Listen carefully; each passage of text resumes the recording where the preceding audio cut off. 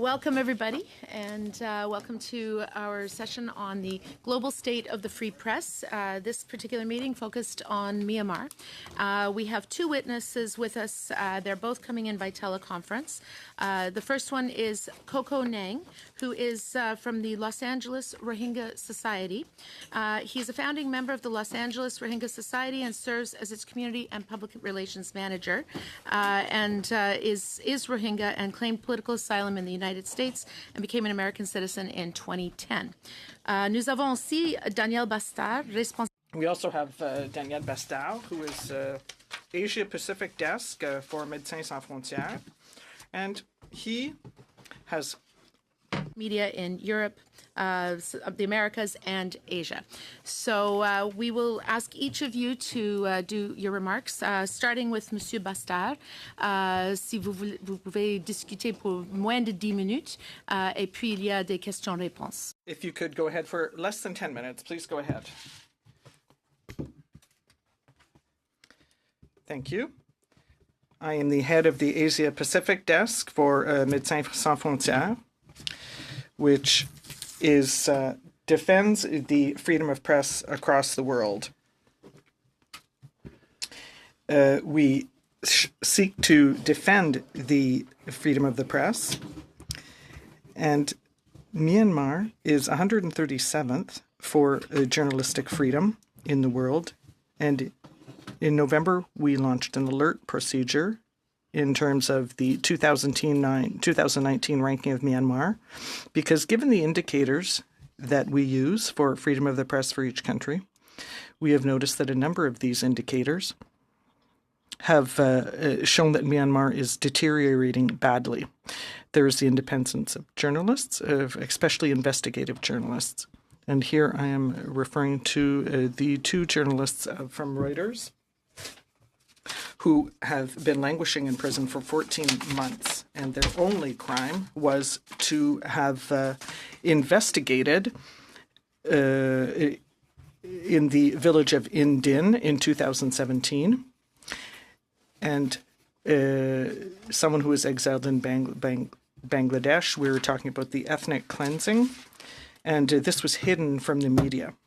The two Reuters reporters acted with courage and professionalism. They gathered testimony and evidence and documents. And then they were caught in an ambush by policemen, and they were stopped by two other policemen, and they were accused under Myanmar's Official Secrets Act. And so that did not prevent the justice system from charging those journalists. And then there was the whole process. In April, the army itself recognized that there was a massacre, and the military court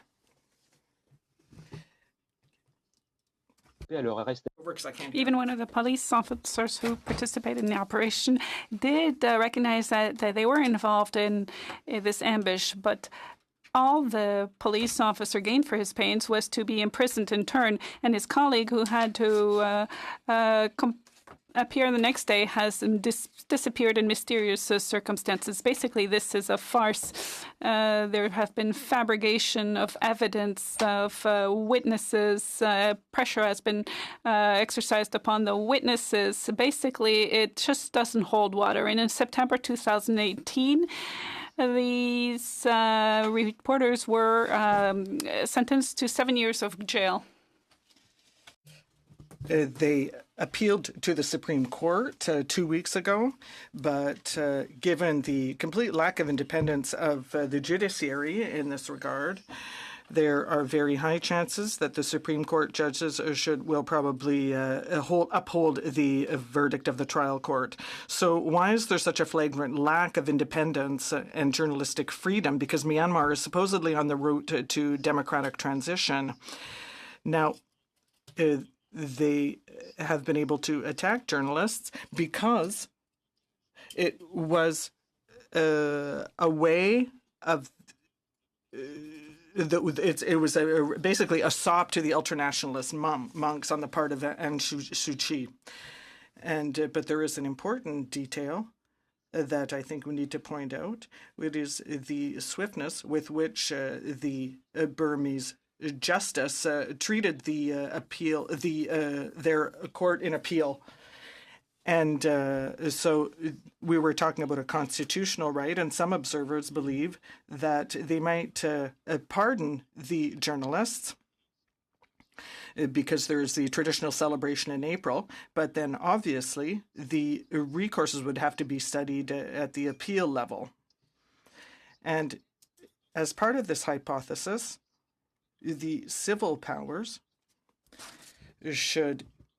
might show clemency, but they might also condemn the journalists, which allows the military to save face. And in such a scenario, the Wallon and Kyo So'u might be able to see their families again, but this might show other journalists, it might serve to show other journalists what might happen if they try to conduct similar investigations. And this is what is so worrisome about freedom of the press in Myanmar. We're seeing a lot of self-censorship within local newspapers as such. Journalists know that they will be exposed to reprisals from the state if they try to conduct an investigation into the genocide in Rakhine State. And journalists do not want to report on anything that might bother the Buddhist majority or the ultranationalist monks, because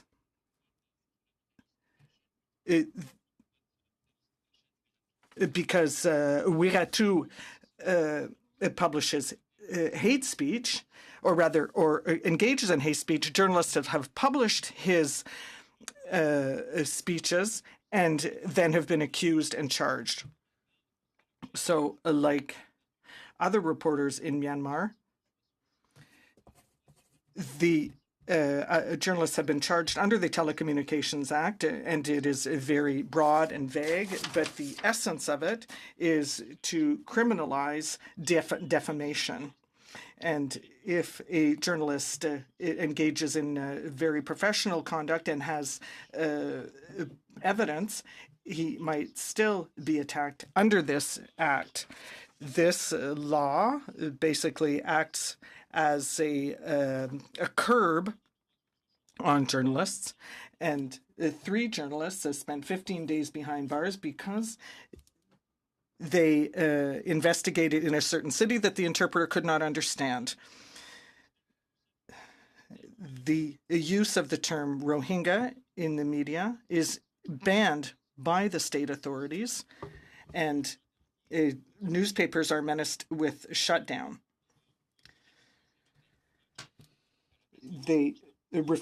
Some journalists refused to use the term Bengali instead of Rohingya and have been accused. This is the vision that authorities want to impose. At the other end of Myanmar in the northeast, where journalists are trying to work, which is a hostile climate, the recent intensification of the attacks by the army in Kachin and Chin state means that journalists are being threatened. So this is the current situation with regard to freedom of press in Myanmar. And as I said, that is why it is 137th in the ranking of journalistic freedom. In April, this came out in April, and it is interesting to see how the situation has evolved since the election in 2015 of NLD. Because journalists, before this election, journalists were much freer.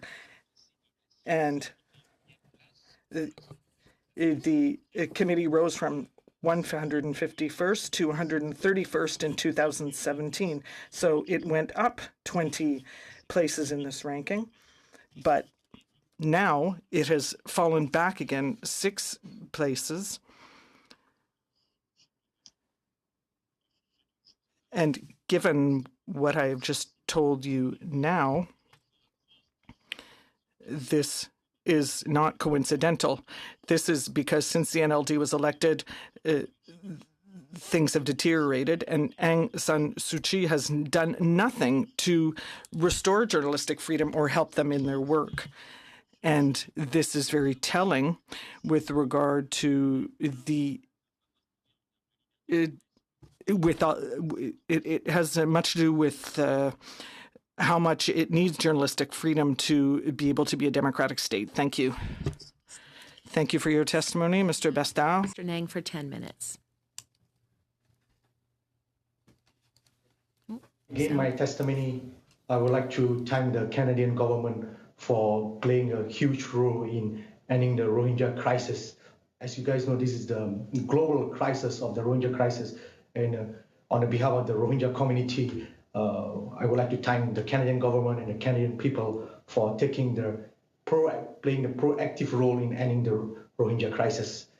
Yes, like the journalist, my fellow journalist mentioned that, after Burma gained independence from Britain in 1948, there was only a few years of civilian rule, when dictator General Ne Win took over in 1962. The country was very isolated. Then there were no freedom of speech. There were a lot of journalists got, jail, imprisoned. So, the official act, Secret Act of 1923, has been in place to convict the rulers journalists. They've been jailed for, I believe, more than 15 years. So they used that law. That law was actually made by General Ne Win. So those law has been around. And then there's so many other journalists has been missing. So this is nothing new. The rulers journalist was just recently, but prior to that, there were a lot of journalists has been missing. I don't know whether you guys are familiar with the Burma VJ is made by a Norwegian, Burmese citizen. They were in exile in Norway. They went during the Saffron Revolution I believe in 2006 to show what is democracy in Burma. At the time, we managed to. I watched the documentary Burma VJ, and it showed how the Burmese government they use informant to jail innocent citizen. A lot of innocent citizen has been jailed and randomly questioned just for going against the government. So there's a lot of online movement going on, but still there's no improvement in the journalists. There's no freedom of press in Burma at all. There were many Rohingya citizen journalists in exile in overseas in neighboring countries like Thailand, Malaysia, and US. I myself is a citizen journalist. I report, whatever news I get, because I get news from on the ground, from Rakhine State, from my network. So we managed to get some, news about the Rohingya crisis, what's going on in Rakhine State. And those citizen journalists, they are in very risky position. And then some of them, they had been arrested in Rakhine State. They had not been released till now. To my knowledge, 2 of my contacts has been arrested and they had not been released yet. So there were numerous, Rohingya citizen journalists around the world because we are trying to highlight the crisis, and also, there's no freedom of speech there. At this time in Burma, if you go in the street to do a protest, you can be arrested anytime. The government is just using the democracy to fool the world. Like, it's unfortunately that, Aung San Suu Kyi, we all advocate for her, to be a democratic leader for all, but he has shown her true colors. He's not speaking out for the, Rohingya and also about the ethnic minority. She's with the Burmese government. So, the Burmese government has been notoriously known to, carry out genocide acts, not just on the Rohingya community, just on the various other community like Karen, Shan, and other minorities. So many innocent citizens has been killed, and the Burmese government, they use, propaganda to spread fake news and brainwash the Burmese public, calling the Rohingya. The term Rohingya is a very taboo term in Burma. If anyone caught using that term, they could be subject to arrest. Even the local news media, they avoid it. Even in the public, if anyone used that word, the informant will be there, they will arrest. So the word is so they rather want the public to use the word Bengali, illegal immigrants from Bangladesh, so they use that word. So a lot of, they use a lot of defamation weapon has been used by the Burmese government to arrest random citizen. There's no guarantee of, fair trial because the judiciary is not independent of the central government, and the government can arrest anyone. And anytime the government, the Burmese current government, they are notoriously known to have a newspaper called The New Light of Myanmar. The New Light of Myanmar, that newspaper, they spread fake news, fake news about the Rohingya crisis, calling Rohingya terrorists, all that stuff. So they've been using all those, fake news, and social media play a huge role, especially Facebook. Facebook is very responsible for the Rohingya genocide, Rohingya crisis. The Burmese government and the Burmese public, they use that tool to spread hate speech and also spread propaganda to wipe out Rohingya and to justify the killing of the Rohingya in Rakhine and in other states too. As you guys know, the jailing of the Reuters journalist recently was convicted because they report on the innocent massacre of the Rohingya massacre in 2017. So this is one of the examples that how the Burmese government, they use the official security acts of 1923 to arrest innocent journalists just for reporting truth. And there's also other law restricting use of internet. The Burmese citizens, they are not allowed to speak against the Burmese government or criticize the Burmese government or talk about the Rohingya crisis at all. If any citizen in Burma, they caught reporting the news about Rohingya or going against the government, they'll be subject to arrest and they'll be subject to, fine and they'll be isolated. Like I mentioned earlier on, to my knowledge, I have 2 of my contacts has been arrested in Rakhine State, and till now I have no news about them. I used to receive news about the Rohingya crisis on the ground source from Rakhine State, but ever since then they've been arrested 2 years ago, and I have not received any contact from them. So Burmese government also use a lot of undercover government informant in public places, particularly in tea shops and restaurants, to spy on its citizen. So anyone caught talking about the Rohingya crisis or talking against the Burmese government, they will be arrested. A lot of activists has been banned going into Burma. There's a lot of ban like blacklist and visa ban on international journalists and activists just because they report on the Rohingya crisis and also for criticizing the government. So there's no freedom of speech, freedom of press in Burma at all. Sadly, even after the Burma, they had a road path to democracy. Aung San Suu Kyi, she's not doing anything to restore freedom of press for Burma and also giving journalists access to the Rakhine crisis, in Rohingya. So, I would say, the Burmese government, they are trying to lie to the world. They're trying to cover up for killing for innocent citizen of Rohingyas. So, we have to do a lot of, we have to get a lot of news from the ground from our trusted contacts. Some of the contacts, they have no choice. They have to flee to neighboring Bangladesh because their life is at risk for reporting the news about the Rohingya crisis. So there's a lot of hate speech and fake news going on social media in these days on Facebook, especially sponsored by the Burmese government. And also there's a 969 nationalistic movement that is also sponsored by the Burmese government. And they've been trying to spread ongoing hate speech against the Rohingya because their ultimate goal is to wipe out the Rohingya entirely from Burma and, make Burma a Buddhist nationalist movement. It's kind of like a repeat of the Holocaust, whatever, In 1942, Hitler did, this spread, to wipe up the Jews. So we Rohingya, we have been displaced all over the world because of this crisis and because there's no freedom of press. But the truth, there's a lot of citizen journalists, they report what's going on. So thank God for that. We managed to know what is the Burmese government been doing, and they've been notoriously known to, imprison innocent citizens and also isolate its citizens just for speaking out the truth. So on that note, I would like to end that, that the Canadian government and the Western nation, they have to play a huge role in, not just sanctioning the government by, maybe they should try to isolate Burma further by not giving them any rewards, because there's no freedom of press in Burma, and there's also no freedom of expression. So anyone can get arrested anytime for no reason. Thank you. Thank you very much for both of you for your testimony. Okay, well, I think that's a little bit better. And we will now go to the first round of questioning. We will start with Mr. Sweet for 7 minutes. Thank you very much, Chair. There's a lot that concerns me in both of our witnesses' testimony, but particularly I'd like to focus on Mr. Nang's testimony now.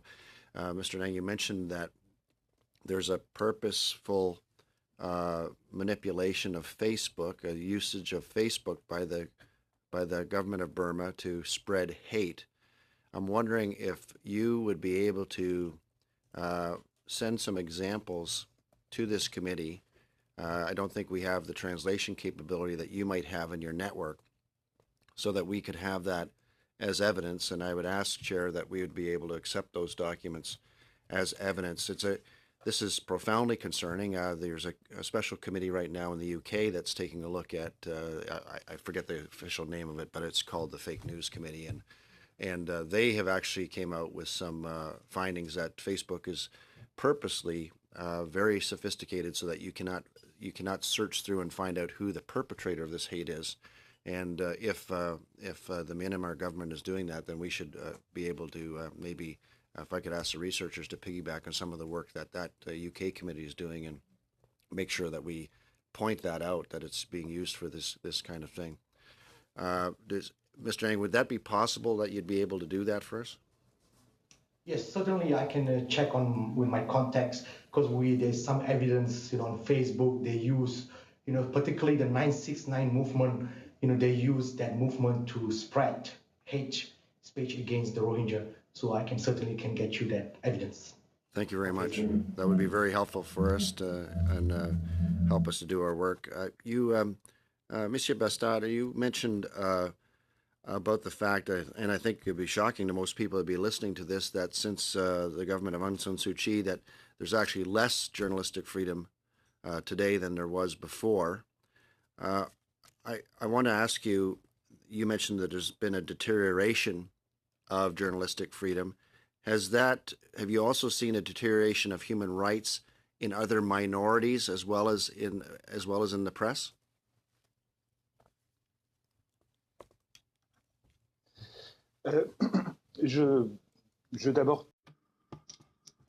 First, I would just like to say that we focus on the freedom of the press, so I don't want to get into something that is not my expertise. But what I can tell you is that the freedom of journalists and citizens is also very much undermined.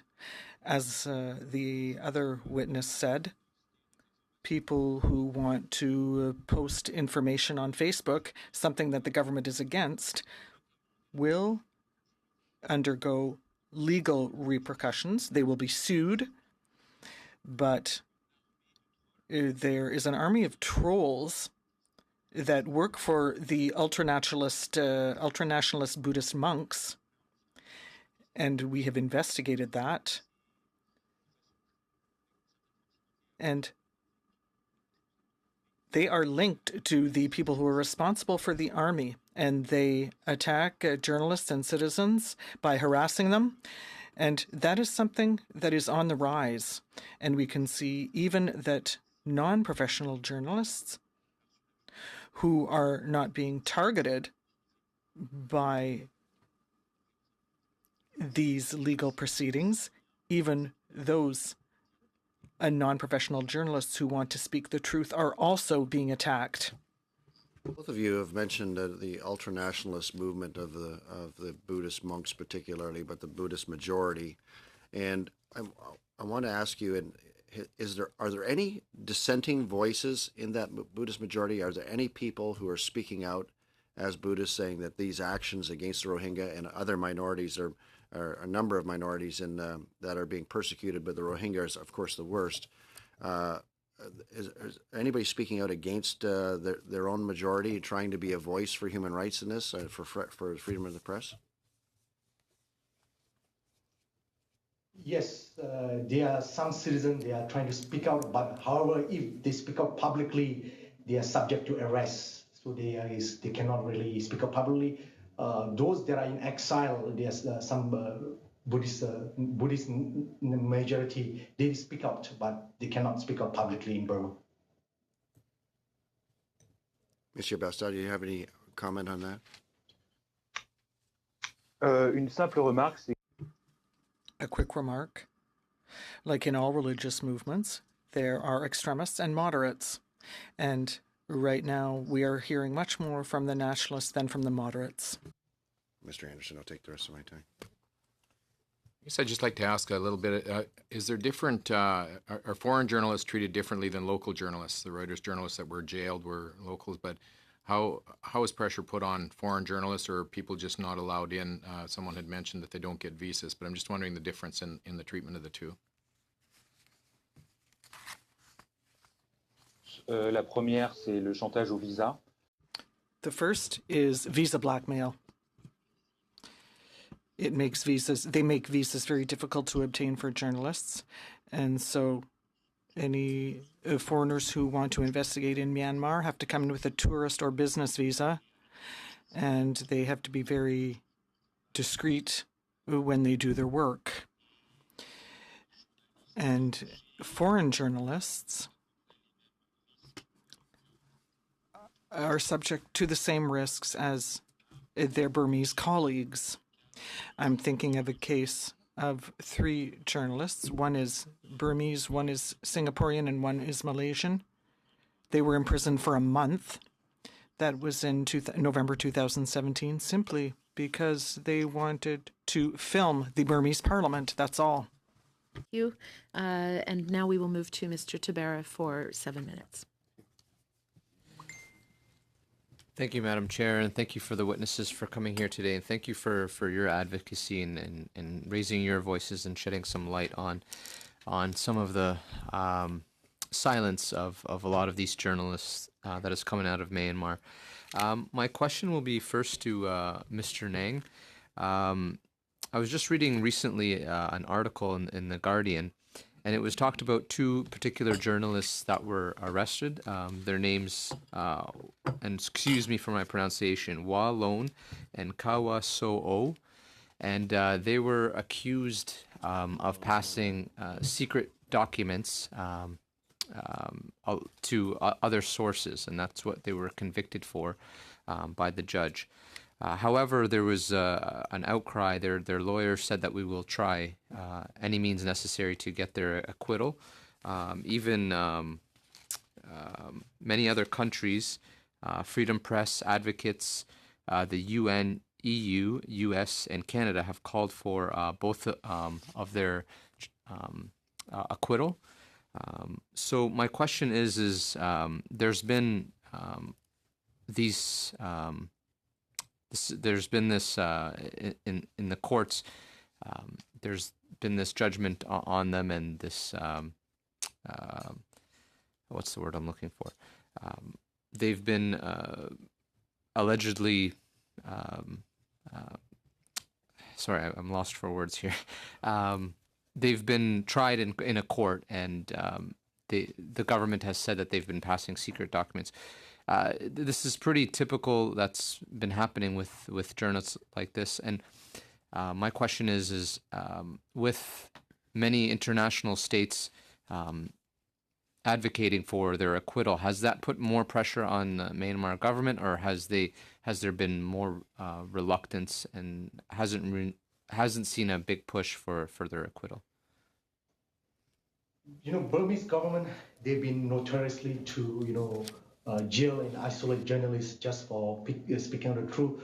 So there has been, less pushback. Yes, there's international pressure to release the journalists, but however, the Burmese government, they purposely ignore it. They say they are convicted under the Official Security Act of 1923. That was the law they've been used. The law was saying that they were disclosing the state's secret act. So there has been a lot of pressure, but however, the neighboring countries like ASEAN, Singapore, Malaysia have been vocal, but countries like Singapore and Thailand, Vietnam, they have been very soft on them because they are still doing business with them. So I would say there's less pressure. The Burmese government is ignoring it. They are not. They say this is their own internal problem, and they have the right to jail the journalists just for reporting the Rohingya crisis. There's been also dozens of journalists and activists have marched in Yangon in support of the men.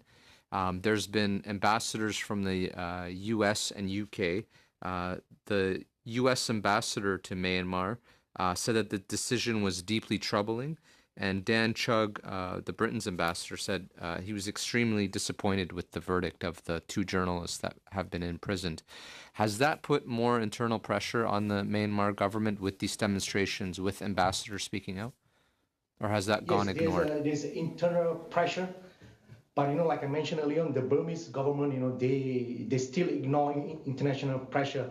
Because most notoriously, if you look at 2006 Saffron Revolution, there were a lot of citizen journalists, at the time were also arrested. So the Burmese government has been facing international pressure for more than decades, but they are purposely ignored. They are not doing anything about it.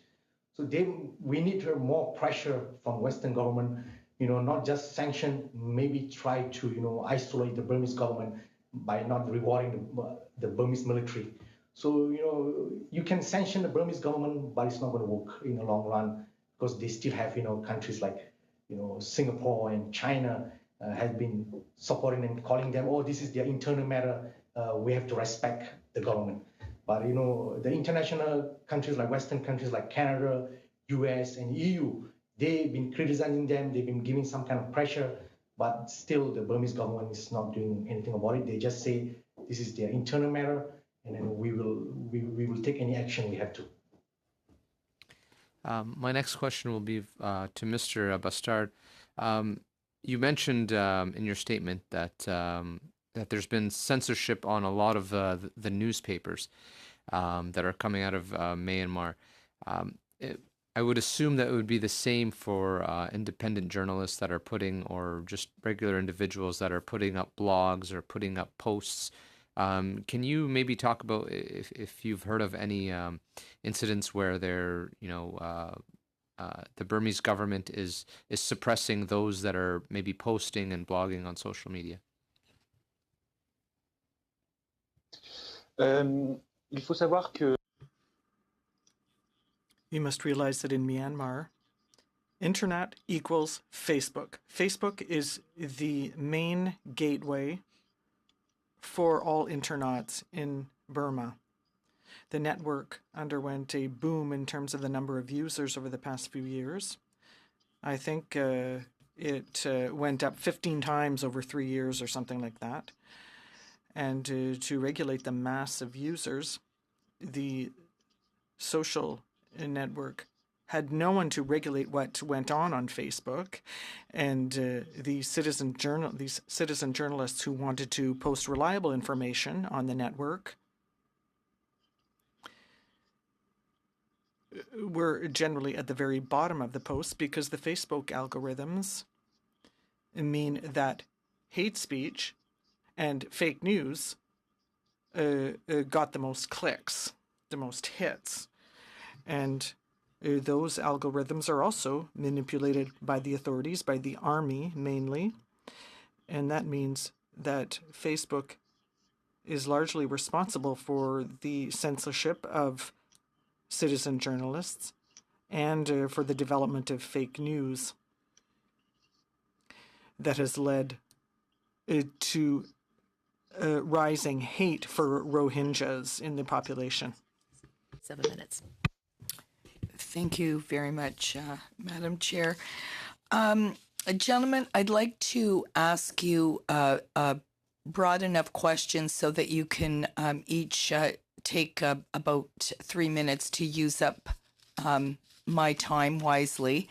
And I guess we could start with you, Mr. Bastard, but what I'm interested in hearing from the both of you about is the idea of independent press being related to the idea of a financially healthy press. Can we talk a little bit about how corporate ownership is intimidated by a government or not, depending on where it's from? Talk a little bit about the media and what the market realities are, and hopefully the role that we could play in Canada's role in terms of isolating and not rewarding government. Is there ways that we're not thinking of that we could be rewarding this independent press? So if you can use up my time with those, and we'll start with you then. Thank you, Mr. Bastard. Merci pour cette double question. Thank you for this double-headed question. With regard to the private press,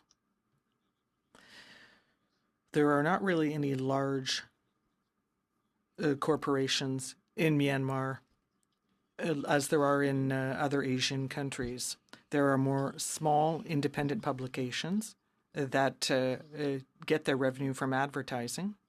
And all they do, they're mono-industrial, so they're just the press, so dailies, and there's a largely developed regional press, but they're all very fragile because they need more funding.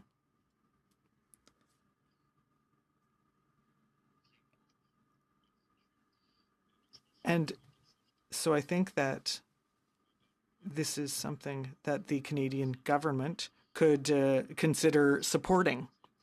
A very concrete example as well, because we could take financial and trade sanctions against Myanmar, but will that affect the citizens more than the government? That is the fear. And that is why with other NGOs, we are considering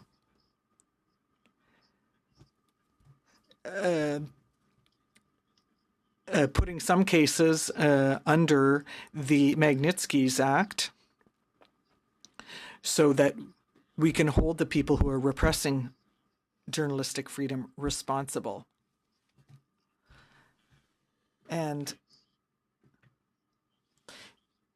even if many of them have assets in China, it still means that we can send a clear signal. If we attack their wallets of the people who are responsible for undermining freedom of the press, then that might send a clear signal. Mr. Nang? Yes, I agree with, the journalists were mentioning. Yes, Burma, has been isolated, for more than a decade. Just recently, there's been some democracy. The newspaper that currently in Burma, they are New Light of Myanmar and 11 Media, they all are sponsored by the Burmese government. So we need a lot of, real news in Burma. So however, the Burmese government notoriously, they like to censor the news. So there has been no, major newspaper in Burma. So, like the Reuters, they broadcast the news about Rohingya crisis and they got arrested. So I would say international pressure, to the Burmese government by sanctioning them, and also countries like, Singapore and China, that's where all the military regime, they're hiding their money there. So maybe we should also let them know that, the Burmese government, they are notoriously known to jail the journalists. They should not reward them. So I would say, in the economic standpoint of view, the Burmese government, so far, there's no major corporation there. The only thing I can think of the U.S. in the U.S. government, there is a VOA, Voice of America Burma, which is the news channel based in Washington D.C. And they did a good job in broadcasting the news about the Rohingya crisis because that is funded by the U.S. Congress. So we very appreciate the U.S. government for having the Voice of America. So it would be great. Maybe Canadian government also have that kind of news, to educate the Burmese public and also the Burmese government on freedom of press. Much. The next round will limit the questions to 3 minutes, and we'll start with Mr. Fredriskatos. Thank you, Madam Chair, and if possible, I would like to split my time with Mr. Fergus if we're able to do that. Thank you to both of you for testifying today. I have one question, and it's to Monsieur Bastard. And we've touched on this already in some ways, but I think it's good for the record to reflect in the end when we do produce a report, how things have changed over decades, really. And so my specific point on that is reporting in contexts of mass violence, genocide, in fact, is not new. There were reporters covering Rwanda. There were reporters covering the killing fields in Cambodia and other situations like those. But I wonder, in the context of social media, how has that impacted the reporting of situations like genocide that the Rohingya have gone through? Or if not outright genocide, then certainly instances of mass violence. Is social media helping or hindering in terms of reporting and exposing violence that's taking place on the ground? Whether it's in Burma, if you wish to use that as an example, or again, it's a general question, so you can give us a general answer. Bien, dans le cas de la Birmanie, in the case of Myanmar, social media has undermined the freedom of information. Social media has contributed to genocide breaking out. Facebook, in fact, in Myanmar could be compared to the radio of 1,000 Hills, the Midkolin in Rwanda. That radio was responsible for broadcasting hate speech and inciting hatred that led to the genocide.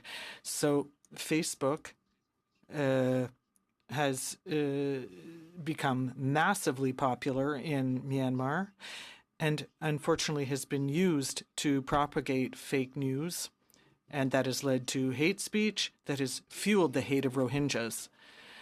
And so we must also recognize the responsibility of Facebook in the triggering of genocide, because nothing was done to criticize or incriminate Facebook in Myanmar. In the spring, of 12 Burmese NGOs sent a message to Mr. Zuckerberg to say that he was responsible for the genocide in Myanmar. And more globally, I'm responsible for the Asian region, and we can see that social media is used to propagate hate speech. It's true in India, it's true in Vietnam, and it's also the case in the Philippines.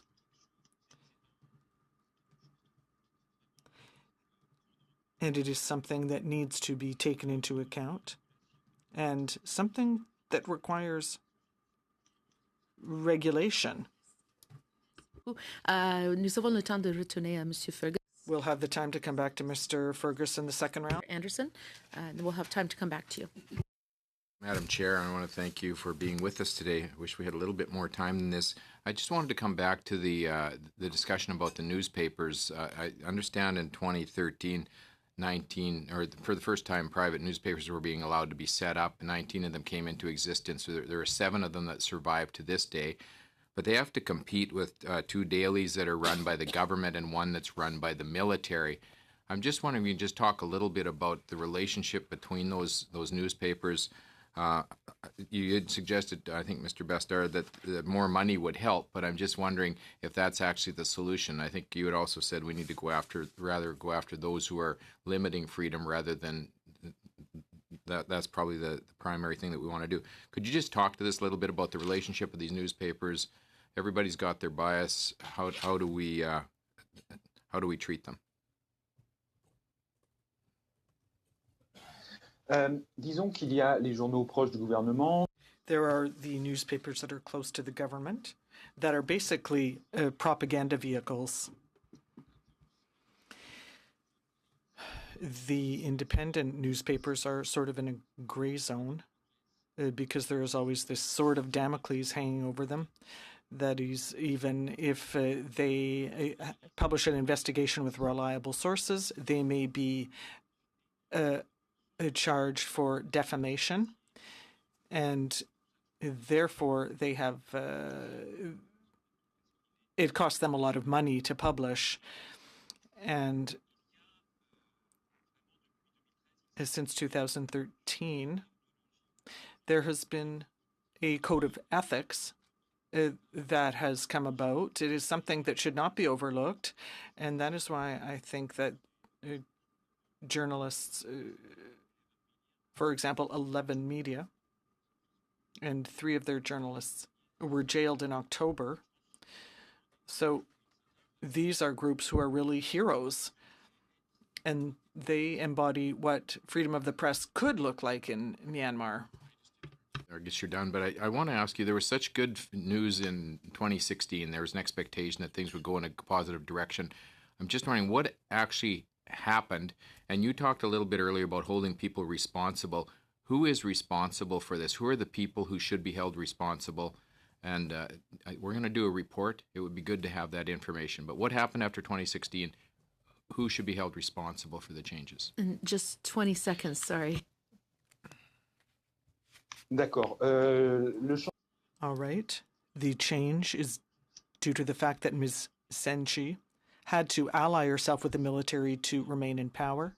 And that means the army could lay down the law. And therefore, she is at their mercy. For a question. Madame la Présidente, et merci à tous nos... Thank you, Chair. And thank you to both of the witnesses for being here today and for your testimony, which is it's truly horrific to hear about these events. Mr. Bastard, could you come back to your comments concerning the role of Facebook and social media in general? You surely are aware of the fact that in the UK and in the US and in Canada, Facebook and other social media are increasingly, and I'm choosing my words carefully here, that more and more they are trying to control the comments and the posts that appear on those social media. Why have they not done the same thing in countries where there is such a serious risk of genocide?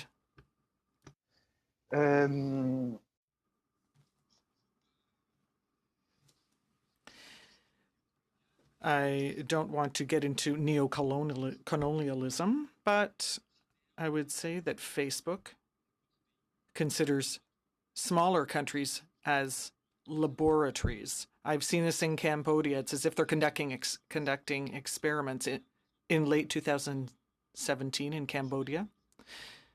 Facebook added a functionality called Explore. And so in Cambodia, Nicaragua, Slovenia, and 2 others, this functionality put all public interest information into an area that was very hard to access. And so all information of public interest is fundamental in countries where the press is not free. Well, all that information was relegated to this space that was very difficult to access. Now, we have called Facebook on this, and it finally removed this functionality. But in Myanmar,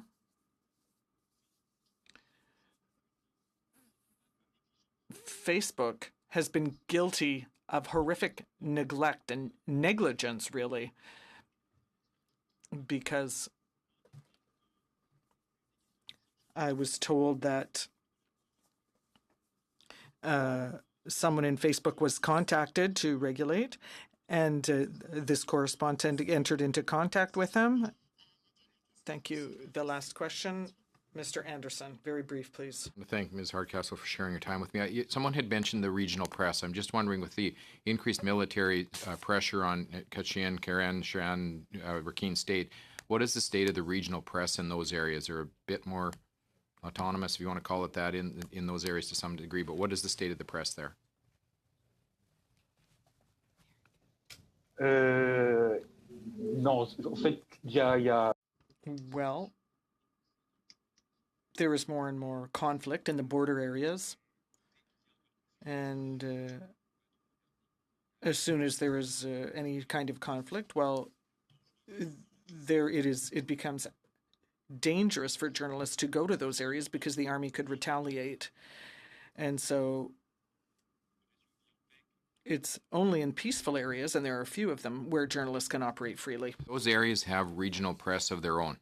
That's what I'm asking. Within those areas, do those entities have their own regional press they can get their message out? Alors, il y a des journaux régionaux.